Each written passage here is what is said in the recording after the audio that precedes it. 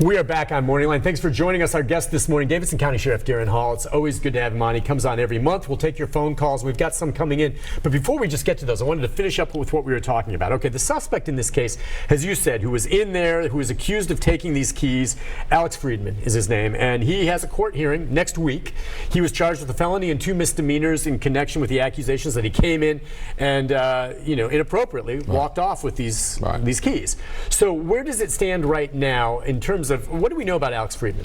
Yeah, a couple things. So I've known Alex Friedman a long time. He's a national figure as it relates to prison reform. Primarily, he's been an anti-private prison guy. Okay. He served time in the 90s, nationally known for that. I mean, he's very candid about it, and has made a kind of a passion about private prisons, but really more about inmate rights and safety and security for inmates and so forth.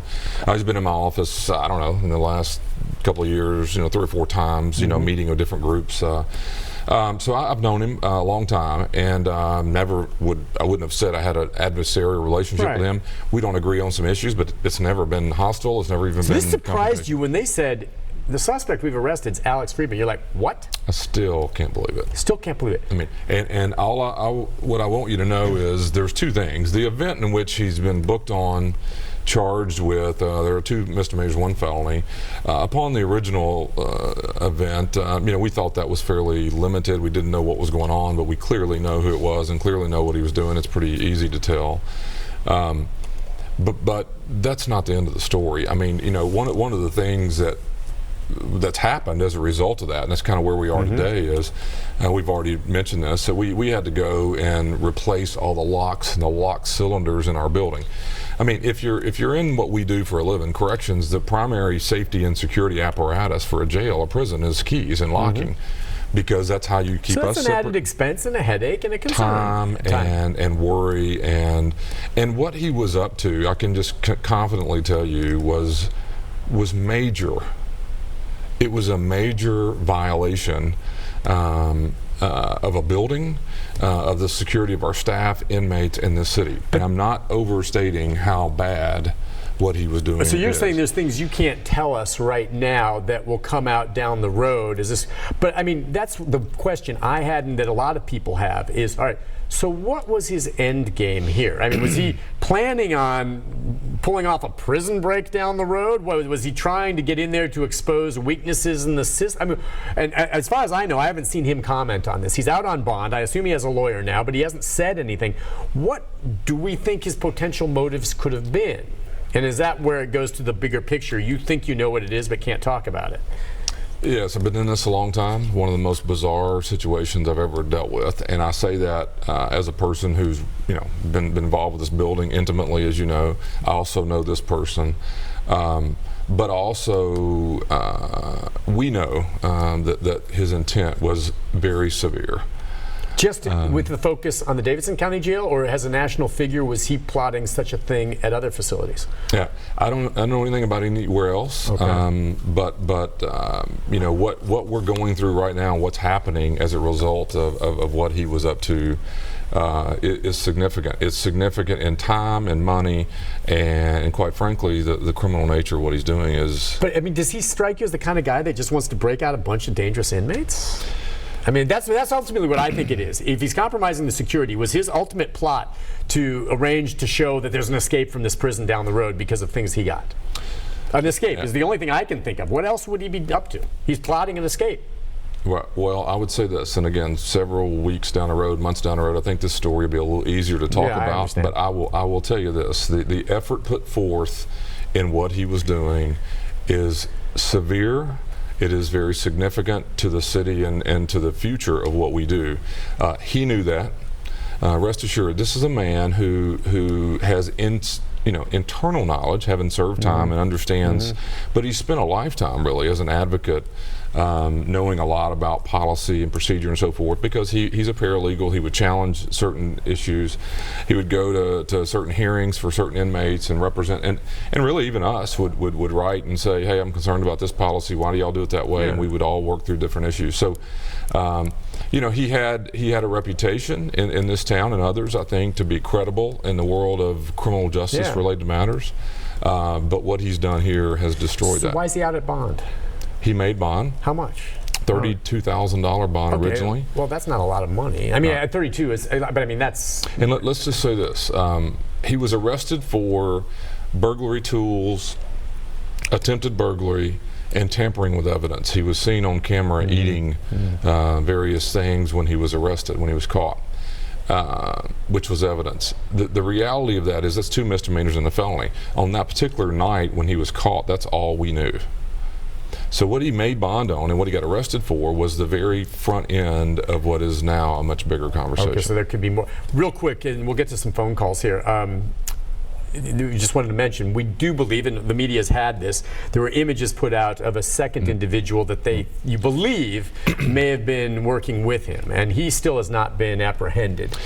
Yeah, and I really appreciate you guys doing that, or the media, because this is just like a crime. This is not somebody who stumbled upon a construction site and stole copper for their addiction.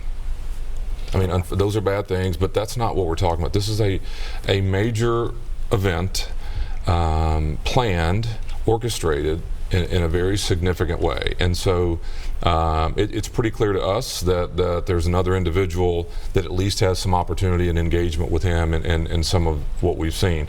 His picture is available. If you see him or have any information, we've had many tips. Interesting, you mentioned kind of about some other relationships that you've heard of him, and there are a lot of things out there, and like I said, from an economic standpoint, this is going to impact Nashville, the operation of our facility. We're not moving inmates in that building until we're comfortable it's secure. That's right. That doesn't sound. And there's a lot coming as a result of what he was up to. Okay, more to come on that. Listen, let's take a phone call or two before we take the quick break. Guess who's first?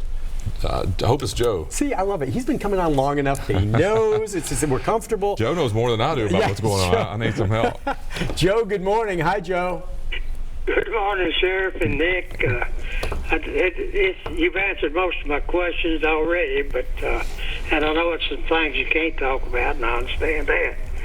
But if you don't have enough headaches, then you got these fools like this coming along, throwing a monkey wrench in the jail and getting it open and having to change some locks and stuff. But it's one question I've got, and if you can answer it, okay. If you can't, I understand. Do you think this guy and this accomplice was acting alone? Do you think this is an organization behind this guy? Because people that does this kind of stuff, I mean, you stop and think, do they have a job? Where are they getting their money? And, what's going on there? That's a good question, Joe. That's interesting. If you can answer that, fine. If you can't, I do know this. In the state prison system, when you go through checkpoint, even though you've been a 20 or 30 year employee, if you got an office inside, you can't get your key till you go through checkpoint, and you've got to have, I think, they have some kind of chip or something they have to give the checkpoint guard before they can even get their key to their office. So I hate it. Don't have to come to that here at the jail, but okay. What you know what we should install? Retinal scans. It'll happen one day. How awesome would that be? You know, where you have the eye and you go there and it's. I just did this on the airport, so you can get through the line. There's a new. It's called Clear. You can go get your eyes and. It'll happen one day. There will be a. Joe is on to several things. Number one, and I probably should clear this up. Keep in mind, at the time that he was caught in this latest event. We didn't have inmates. We weren't living the way you will live once the inmates move in. And Joe's right. Key control in a system like ours is essential. It's very locked down. It's a very... Wait, so what you're saying is it's safe to say, had this prison been up, or jail, been up and running, he never would have been able to gain the access he did.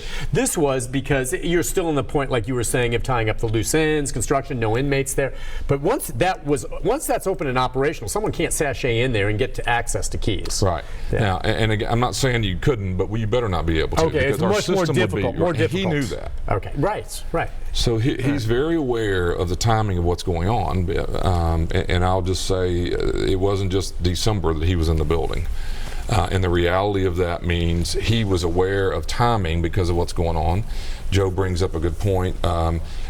He realized, and so do we, that had the building been open, the lockdown nature of the key control access would have been very difficult for him to gain. So this was planned. There was a lot of events around it, and he said something about it. It's we work very hard to build a building that's secure to ensure that these are the most serious offenders in our city. These folks are primarily all facing life and many years in prison, or death in prison even. By their charges. And so if you think of the most high profile, every one of those are going to be in this building. And to think that we had someone in there manipulating the building to free what would be potentially everyone is, to me, maybe the most significant security breach in the history of Nashville. All right, hang tight on that. Can we take a break, Mary Elena? All right, we'll take a break. When we come back, more of our phone calls right after this. Stay with us. The Storm 5 weather update. More weather on the go